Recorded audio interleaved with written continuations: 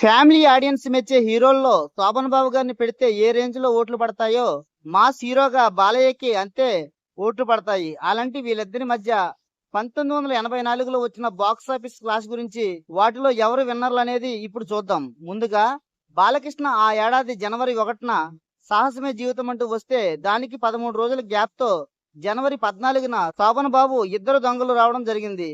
సాహసమే జీవితం మూవీ పూర్తి లవ్ మెలో డ్రామాతో కొనసాగుతుంది.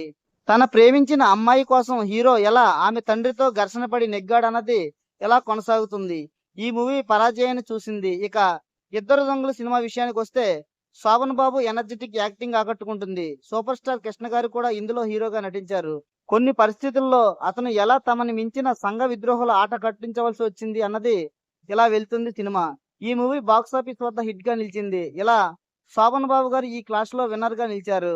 ఇక రెండోసారి వీరిద్దరి మధ్య ఈ ఏడాదిలో వచ్చిన క్లాస్ జనని జన్మభూమి అంటూ బాలయ్య జూలై 23న వస్తే, దానికి 6 రోజుల గ్యాప్ తో ఆగస్టు 26న ఇల్లాలు ప్రియురాలంటూ వచ్చారు శోభన్ బాబు.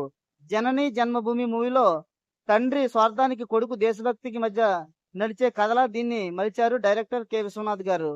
ఈ మూవీ అయితే పరాజయాన్ని చూసింది. ఇక శోభన్ బాబు ఇల్లాలు ప్రియురాలు మాత్రం మంచి విజయాన్ని దక్కించుకుంది. ఇద్దరు హీరోయిన్ల ముద్దుల హీరోగా శోభన్ బాబు మరోమారు తన పాత్రలో జీవించేశారు.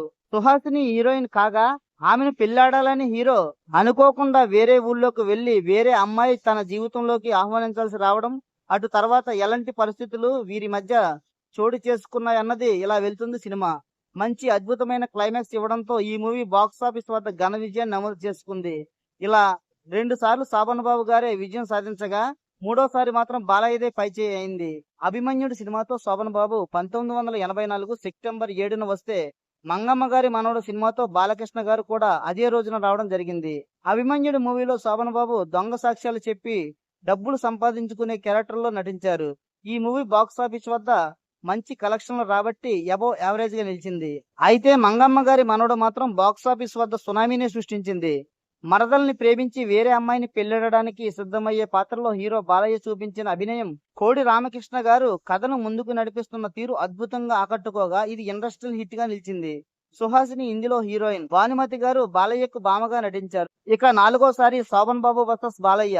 ముందుగా భార్యమణి చిత్రంతో శోభన్ బాబు అక్టోబర్ 25న వస్తే, దానికి 6 రోజుల గ్యాప్ తో వచ్చారు బాలకృష్ణ పల్నాడి పులిగా. భార్యమణిలో జయసుధతో కలిసి నటించారు శోభన్ బాబు.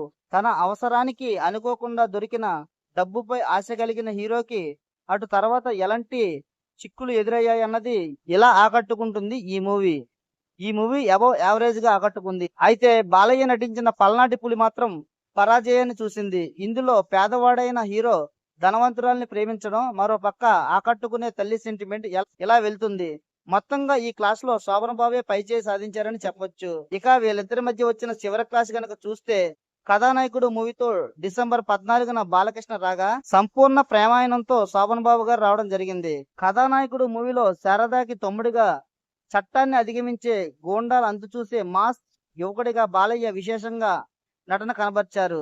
ఇది బాక్స్ ఆఫీస్ వద్ద ఘన విజయాన్ని నమోదు చేసింది. ఇక శోభన్ బాబు సంపూర్ణ ప్రేమాయణంలో ట్రాన్స్పోర్ట్ కంపెనీ యజమాని కూతురిని ప్రేమించే యువకుడిగా శోభన్ బాబు నటన ఆకట్టుకుంటుంది.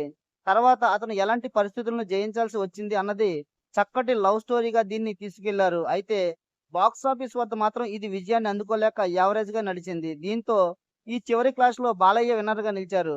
మరి తెలుసుకున్నారు కదా. మరిన్ని ఇంట్రెస్టింగ్ అప్డేట్స్ కోసం మా ఛానల్ ని సబ్స్క్రైబ్ చేయండి.